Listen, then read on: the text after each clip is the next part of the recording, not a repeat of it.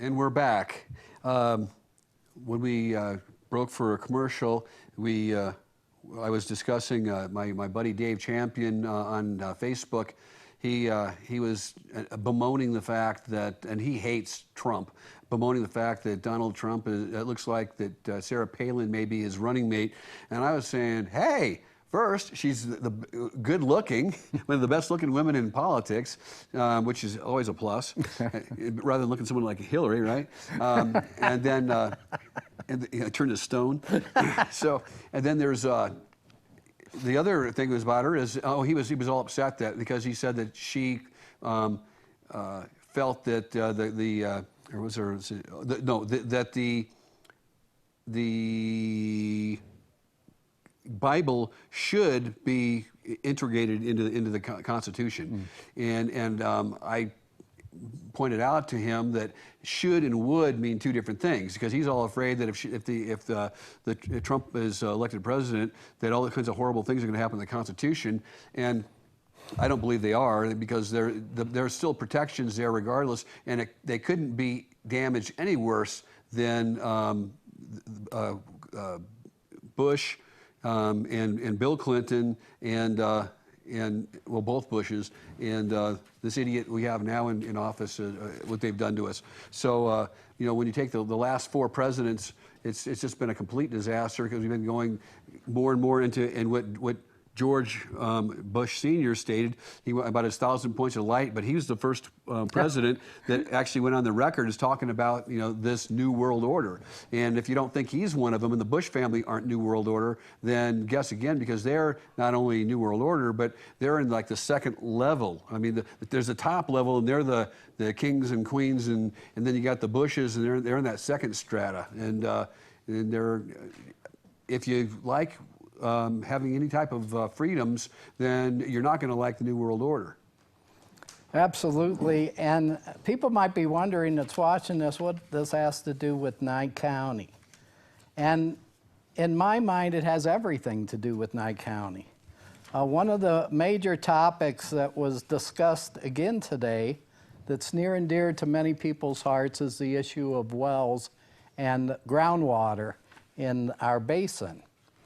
And it ended up, after a long discussion, a discussion that reminded me of the Thriller from Manila, it was decided that the whole issue would go back to the water board, is it? I believe it is, with some of the items removed from the plan.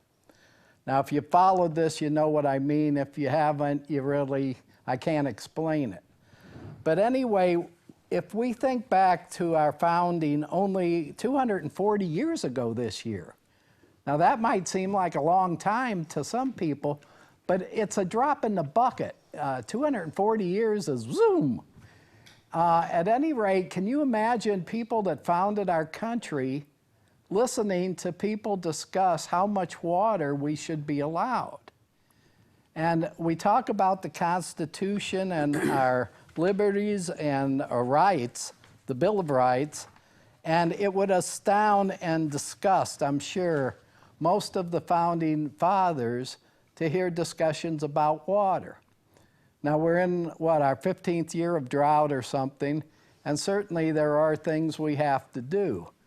But I don't think we ever got near the point where we had to fight for water in our history, and we're there now. Now, my question all along is, what's going to happen if El Nino dumps a whole lot of flooding on the basin? What's going to happen to all these issues? Right. And water feed and all this stuff. But at any rate, let me quote one of the many quotes I brought along tonight. It's by Henry Kissinger, who basically was the front man for the Republicans, with Brzezinski being his counterpart with the Democrats. And this is going back, to the Carter days. Who controls the food supply controls the people. Who controls the energy can control whole continents. Who controls money can control the world. Now, you throw water in there, and that would go in front of food, because if we run out of water, we're not going to last, even 9 or 10 days that we would with food. Right. It takes, what, 30 days to starve to death? Yeah, But it takes a while. couple of days to die of dehydration. And then you mentioned Henry Kissinger. He's another New World Order. He's up there at the level of the Bushes.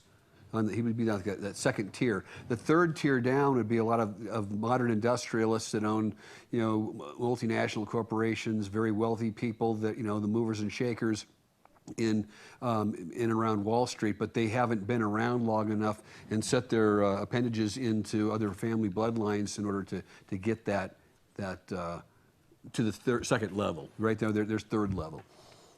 And when we talk of levels, we're talking about a pyramid. And anyone associated with the Masonic symbols and the symbols that are on our dollar bill, which should be more appropriately called a Federal Reserve note.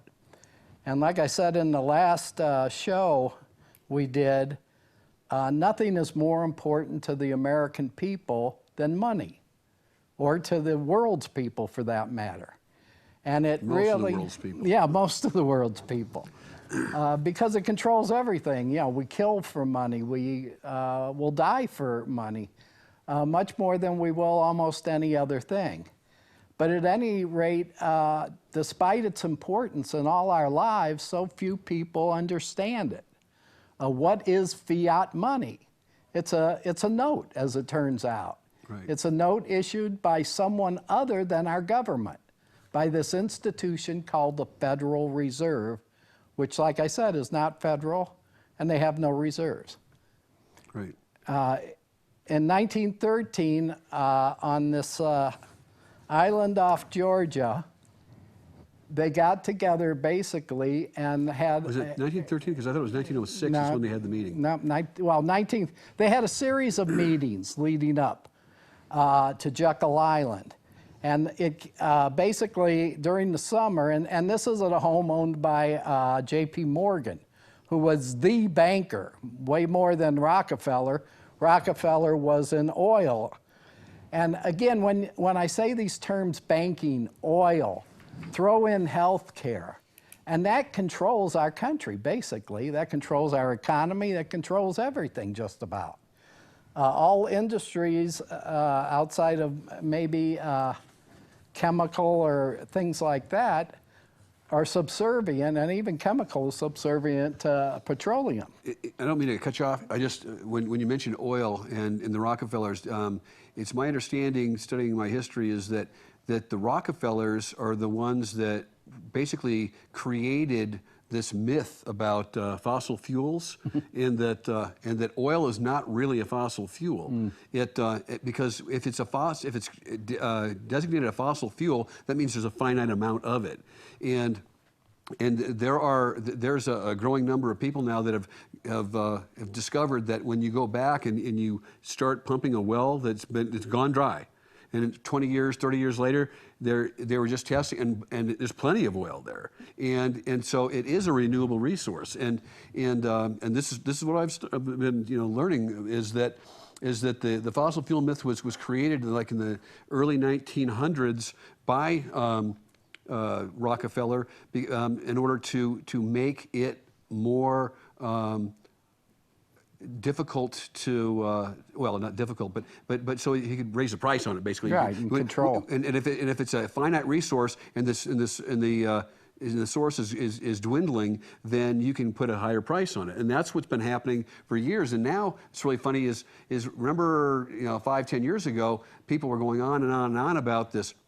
We're running out of fossil fuel, we're running out of oil, running out of oil. Peak what are we going to oil, do? yeah. And all of a sudden, now there's so much oil that they can't almost give it away in the Middle East, and that's why the oil prices are dropping, but it's not dropping for any other reason except for there's plenty of it out there. There always has been, and I think a little bit of the emperor's new clothes has been shown. And that also, I mean, a perfect parallel to that is the De Boers family that own the most of the diamond cartel of the world. apparently diamonds are a dime a dozen. They really are. I mean, I'm talking about, you know, really beautiful quality large diamonds. It's just that they control the amount that are mined and sold, and along with other cartels, and they keep the price artificially high. And that's exactly what the oil people were doing for decades with oil. Right. By the way, if you're trying to call in, we're still having major problems getting the phones working and the speakers. So please bear with us. Noah's going crazy trying to get it hooked up. But yeah, we went from peak oil to now, if you follow the markets at all, oil is getting down to $30 a barrel, which is crippling many of the interlinking scams related to the markets in this farce, to me, called the global economy. I used to follow the markets day and night. I was a fanatic about it for 10 years maybe. I used to write about it. And when you get into the markets and this illusion that they create, like I say, on one hand, we had peak oil. Everything from then on was going to go downhill. The price, we were paying $4 a gallon or near it in Nevada, and it looked like it was heading to 5, 10, or whatever. Well, now it's totally turned around. And that's before Iran and the truce, and now they're saying it could go down to $10. Now, like I say, I'm very apolitical. I think the Republicans and Democrats have both led us to disaster, but individuals within Democrats and Republicans I have tremendous respect for, who are fighting their own organizations in many cases. I believe Donald Trump is probably the hallmark of what's happening in the country, that we're starting to tell the old guard, no, we ain't going to take it anymore. And it's a shame that Rand Paul, he's one of the few honest, apparently, senators. And I mean, not that there aren't some that are somewhat honest, but he's the most true to the Constitution anyway, definitely. And he gets very little respect too, just because he's in the Congress right now, or Senate right now. Yeah, and by the way, Ron Paul, his dad, was notorious for taking on the Federal Reserve. In fact, him and an old baseball Hall of Famer named Jim Bunning, who was a senator, those two used to have all kinds of wars in front of Congress, this financial committee that the Fed chairman goes in front of every 6 months. And that is why Ron Paul, for those that don't know it, really went to the forefront, and why people in the Tea Party, et cetera, have such admiration for him. Because him and, like I say, Jim Bunning and a few others were the only ones taking on this mammoth secret enterprise that is represented by the Federal Reserve first and foremost. Well, it's a good reason, though, because number one, they buy you off, and number two, people have died premature deaths when they tried to go up against them. And so I'm really surprised that that Ron Paul is still alive, and Rand Paul is still alive after trying to audit the Fed the way they did. And actually, we almost got that pulled off, except for just people like Harry Reid and the real insiders, the spiders of the organizations. They were able to torpedo it, but there's always next year. Anyway, we're down to our last few minutes, or 30 seconds or so. So please take a break with us for a commercial, and we'll see you when we get back.